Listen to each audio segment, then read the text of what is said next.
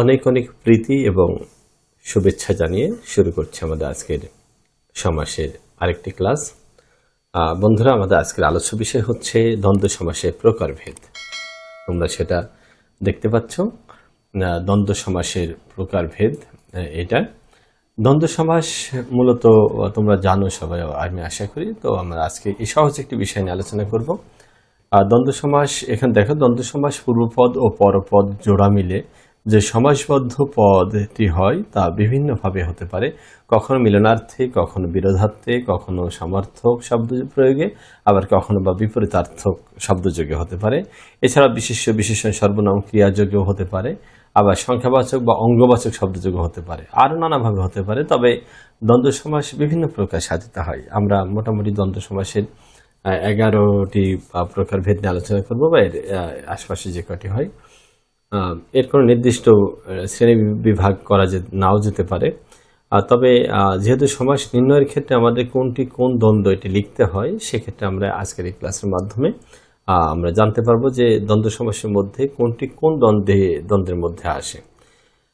তো দ্বন্দ্ব সমাসের প্রথমে 1 নম্বর দেখতে পাচ্ছ, একে আছে সমার্থক দ্বন্দ্ব। এখানে আমি কয়েকটি উদাহরণ রেখেছি, তোমরা অবশ্যই এখান থেকে বোর্ড পরীক্ষায় যেগুলো আসে আমি সেই রকম কোশ্চেন রাখা বা প্রশ্ন রাখার চেষ্টা করেছি। এখানে সমাস নির্ণয়ের ক্ষেত্রে হাট বাজার, এটা হচ্ছে যেহেতু সমাসবদ্ধ শব্দ, এটি যদি তোমরা ভাঙো তাহলে হাট ও অর্থাৎ ব্যাস বাক্য করলে হবে হাট ও বাজার, হাট বাজার। তোমরা জানো যে দ্বন্দ্ব সমাসের মধ্যে ও থাকে একটা অব্যয় হিসেবে, এবং সেই ও উঠে এই যে মাঝখানে যে হাইফেনটা দেখতে পাচ্ছি, হাইফেন বসে যায় বিশেষ করে সমাসবদ্ধ শব্দে। আমরা এখানে সমাসবদ্ধ শব্দ লিখেছি, মাঝে আমরা ও দিলেই ব্যাস বাক্য হয়ে যাবে, এবং সেটি সেই সমাসের আওতায় অর্থাৎ দ্বন্দ্ব সমাসের আওতায় চলে যাবে। যেমন হাট ও বাজার, হাট বাজার, ঘর দুয়ার, কলকারখানা, মোল্লা মৌলভী, খাতা কলম, কাজকর্ম, ধন সম্পদ, আত্মীয় স্বজন, বন্ধু বান্ধব, ঘর বাড়ি, চিঠিপত্র, বই পুস্তক, পাহাড় পর্বত, খোঁজ খবর, নদ নদী, বই পুস্তক দুইবারই এসছে, বন জঙ্গল ইত্যাদি। এই জাতীয় যেগুলো একে অপরের অর্থ প্রকাশ করে, একই অর্থ, সেই জাতীয় বিষয়কে আমরা সমার্থক বলি। 2 আছে ক্রিয়া বিশেষণ যোগে দ্বন্দ্ব। ক্রিয়া বিশেষণ তোমরা জানো, ইংলিশে অ্যাডভার্ব বলে। সে অ্যাডভার্বের একটি অংশ। ধীরে ও সুস্থে, ধীরে সুস্থে, আগে ও পাছে, আগে পাছে, আকারে ও ইঙ্গিতে, আকারে ইঙ্গিতে।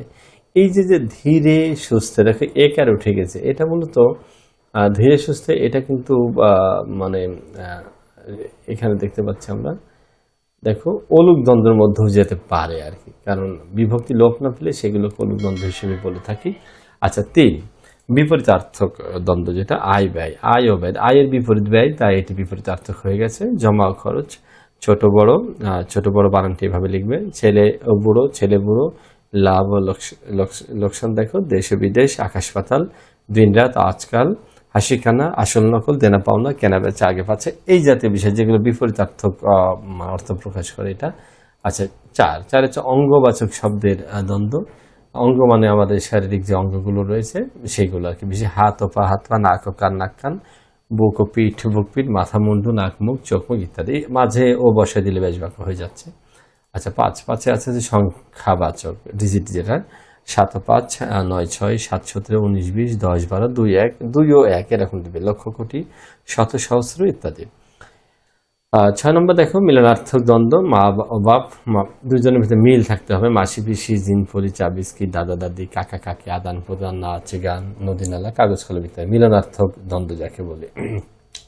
এবার 7 নম্বর দেখো প্রায় সমর্থক, মানে খুবই কাছাকাছি সমর্থকের, এবং সহচর শব্দযোগে। কাপড় চোপড়, সহচর মানে আমরা যেমন কলম টলম, হাত টাত এরকম বলি, এই জাতীয় শব্দগুলো হচ্ছে সহচর শব্দ। কাপড় চোপড়, পোকামাকড়, দয়া মায়া, ধুতি চাদর, রোগ ব্যাধি, ভুল ভ্রান্তি, লজ্জা শরম, লালন পালন, ভয় ডর, মান মর্যাদা ইত্যাদি। হ্যাঁ, এই শব্দটা মর্যাদা উচ্চারণটা। আচ্ছা, 8 সর্বনাম পদে দ্বন্দ্ব। যাতা, সর্বনাম পদে জানো যে প্রোনাউন হিসেবে যেটা ব্যবহৃত হয়, বা নামের বিপরীতে, বিশেষের বিপরীত, সেগুলো যা, তা, যে, সে, যথাযথ, তুমি, আমি, এখানে, সেখানে ইত্যাদি। 9 আছে দেখো ক্রিয়াপদের দ্বন্দ্ব, যেটা দেখাশোনা, যাওয়া আসা, চলাফেরা। এখন তোমরা বলতে পারো যাওয়া আসা এটা বিপরীতার্থক হতে পারে সেটা, আবার যাওয়া এবং আসা দুটোই ক্রিয়া, তাই এটা ক্রিয়াপদের দ্বন্দ্ব। চলাফেরা, দেওয়া থোয়া, বলা কওয়া, দেওয়া নেওয়া, পড়াশোনা, লেখাপড়া ইত্যাদি এরকম।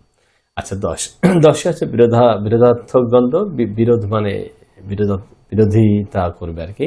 দা কুমড়া মানে শত্রুতা, অহিনকুলন সাপ এবং বেজি যে খেলা, স্বর্গনরক আপন পদ ইত্যাদি, এগুলো বিরোধ।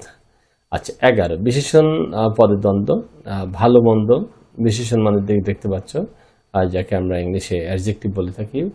ভালো মন্দ, কম বেশি, আসল নকল, বাকি বকেয়া, সহজ সরল, ঝাল মিষ্টি, টক মিষ্টি, সত্য মিথ্যা, লাভ লোকসান, দোষগুণ, চেনা অচেনা, হার জিত ইত্যাদি।